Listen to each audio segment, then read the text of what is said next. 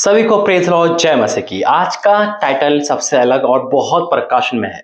जो प्रकाशन पर ने मुझे दिया है उसके अकॉर्डिंग आज मैं आपको बताने वाला हूं कि हफ्ते में 7 दिन होते हैं, उसमें से कौन सा दिन उपवास का होता है, हमें कब उपवास रखना चाहिए, चाहे क्या वो फ्राइडे है या वो संडे है या वो मंडे है, या हम कोई गलत दिन तो उपवास नहीं रख रहे जिसके कारण मेरी प्रार्थना अनसुनी हो रही है।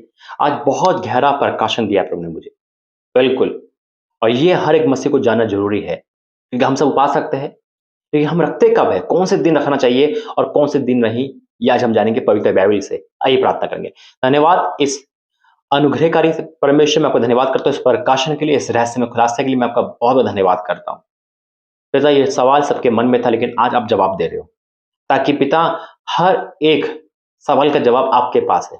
और मैं आपको धन्यवाद करता हूँ कि आप मुझे प्रकाशन में भरते हो और फिर यहाँ बुलवाते हो। ये धन्यवाद करता हूँ। आज बहुतों के सवाल का जवाब आप दे रहे हो, मैं आपका धन्यवाद करता हूँ यीशु मसीह के नाम से मांगते हैं, आमीन। बिल्कुल, ये सवाल का जवाब हर किसी के मन में होता है कि हम कौन से दिन उपवास रखें। हम फ्राइडे रख रहे हैं, फ्राइडे हम चलता आ रहा है, हम जैसे ही रख रहे हैं, क्या राइट है? मेरे अजीजों, पवित्र बाइबल इस बारे में क्या कहती है, पहली बात ये जान लो। जो प्रकाशन मुझे मिला है, जो 2 आयतें प्रभु ने मुझे दी है, उसमें दिनों का जिक्र नहीं है, ये बात तय है। खुदा पहले पवित्र बाइबल में दिन नहीं लिखा हुआ है, मंडे ट्यूसडे सोमवार ऐसा नहीं है। फिर हम शुक्र को पा सकते हैं या संडे को रखते हैं, कौन सा राइट है? आज मैं आपको बता रहा हूं परमेश्वर की अगुवाई में कि कौन सा रखना चाहिए पवित्र बाइबल के ही अनुसार। यीशु मसीह ने क्या कहा है, परमेश्वर ने क्या कहा है, उसके अकॉर्डिंग आइए प्रार्थना करेंगे वचन के लिए। धन्यवाद आज के वचन के द्वारा हम सबसे आपने बातें करी और सबके सवाल का जवाब आप दे रहे हो, मैं आपको धन्यवाद करता हूँ यीशु मसीह के नाम से मांगते हैं, आमीन। बिल्कुल, परमेश्वर धन्यवाद करता हूँ। पहला वचन जो प्रभु ने मुझे दिया वो है योएल की किताब 2 अध्याय उसका 15 वचन। लिखा है, सिय्योन में नरसिंगा फूको, उपवास का दिन ठहराओ। इस दिन उपवास रखना नहीं बोला, उपवास का दिन ठहराओ।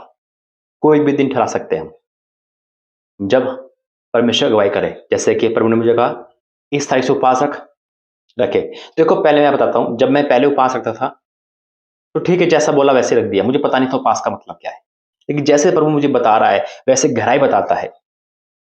परमेश्वर की उपस्थिति में उपवास में चलना बहुत जरूरी है। एक दिन हम ठहरा सकते हैं हफ्ते में, बाइबल नहीं कहती तू इतवार को उपवास मत रख, फ्राइडे को रख। पवित्र बाइबल नहीं कहती इस दिन मत रख, इस दिन रख। वो कहते हैं अपने हिसाब से उपवास का दिन ठहराओ। यहां साफ लिखा है, सिय्योन में नरसिंगा फूको, उपवास का दिन ठहराओ। महासभा का प्रचार करो, लोगों को इकट्ठा करो, सभा को पवित्र करो और पुण्य को बुला लो। बच्चों और दोपहियों को इकट्ठा करो, दूल्हा अपनी कोठरी से, दुल्हन भी अपने कमरे से निकलना है। ये चीज जो प्रभु ने कहा, ये है कलीसिया के लिए, ये हम सब के लिए। जैसे प्रभु ने मुझसे कहा जाओ उपवास का दिन ठहराओ, भैया आज फास्टिंग प्रेयर होगी, आज ये फास्टिंग हम जाएंगे, 3 दिन जाएंगे। ये है वो प्रचार जो सबके लिए है। लेकिन एक अपने लिए वो कौन सा है? अगर मैं भी उपवास रखता हूं, आपको नहीं बताता हूं। वो उपवास जो परमेश्वर मुझसे खुद कहते हैं, हालेलुया। आप भी उपवास रखते हैं, आप किसी को नहीं बताते होंगे। वो जो गुप्त उपवास होता है, वो कौन सा दिन रखना चाहिए? ये तो जिक्र है कलीसिया चर्च में, यहाँ ढिंडोरा पीटो बुलाओ। एक उपवास वो भी है, शेयर नहीं करना, बताना नहीं, चुपचाप रहना। जैसे मैंने भी कहा, मैं और आप रखते हैं, बताते नहीं है। आइए उस वचन में जाएंगे। क्या हमें ये उपवास पता चल गया आपको? ये वो उपवास है जो प्रभु के दास रखवाते हैं, चाहे कोई भी आपने सुना होगा, जैसे भी 40 हमारे चल रहे, हालेलुया। लेकिन एक है उपवास और है जिसमें हम और आप साइलेंट रखे। वो कौन से दिन रखने चाहिए? क्या उसमें दिन बता रखा है? वो भी हम जानेंगे आज।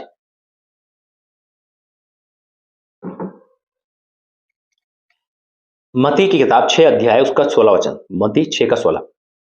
जब तुम उपवास करो तो कपट के समान तुम्हारे मुंह पर उदासी ना छाए रहे। हालेलुया। जब तुम उपवास करो, जब तुम इस दिन उपवास करो नहीं लिखा है, गौर से पढ़ना वचन को।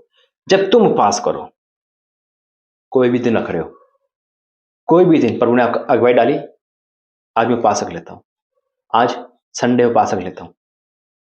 जब तुम उपवास रखो, परमेश्वर ने आवाज दी आपको, किसी न किसी थ्रू बोला, वचन खोला, आपको उपवास का जिक्र आया और आपको अगुवाई हुई पवित्र आत्मा के द्वारा, नहीं उपवास रखना है। जब तुम उपवास रखो, उसमें भी दिन नहीं है।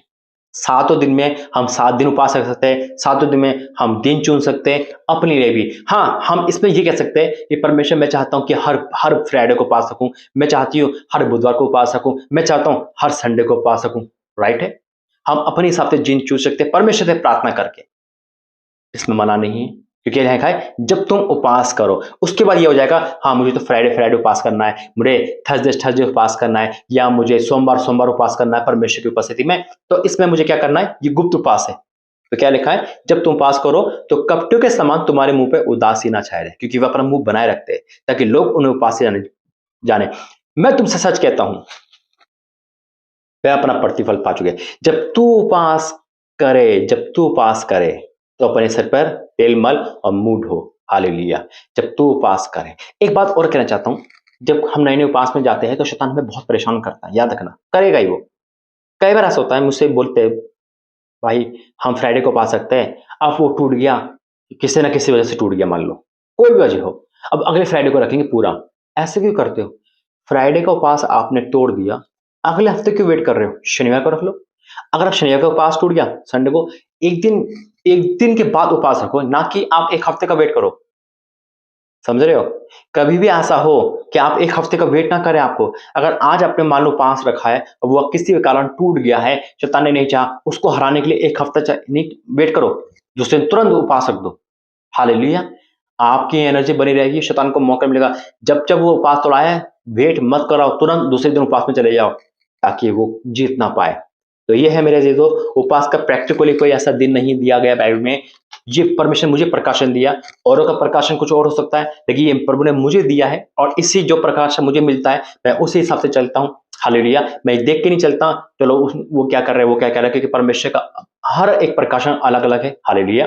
तो ये प्रभु ने मुझे आवाज दी है, या आपके लिए आवाज दी है, ये सारे सवाल का जवाब मिला है आपको। उम्मीद करता हूं कि ये संदेश सुनने के बाद आपके कई डाउट क्लियर हुए। हालेलुया। आइए प्रार्थना करेंगे। धन्यवाद करते पिता आज के सुंदर अध्ययन के लिए, संदेश के लिए। बहुतों की आंखें खोली, बहुतों के सवाल के जवाब हमने दिए, और सबके जो शंका था, डाउट था पिता, वो सब हमने क्लियर कर दिया। मैं आपका धन्यवाद करता हूँ।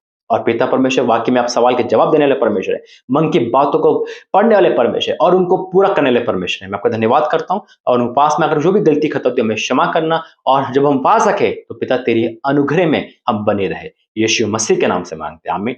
God bless you. जय मसीह की। किस किस को सवाल का जवाब मिला है कमेंट बॉक्स में बताना। जय मसीह।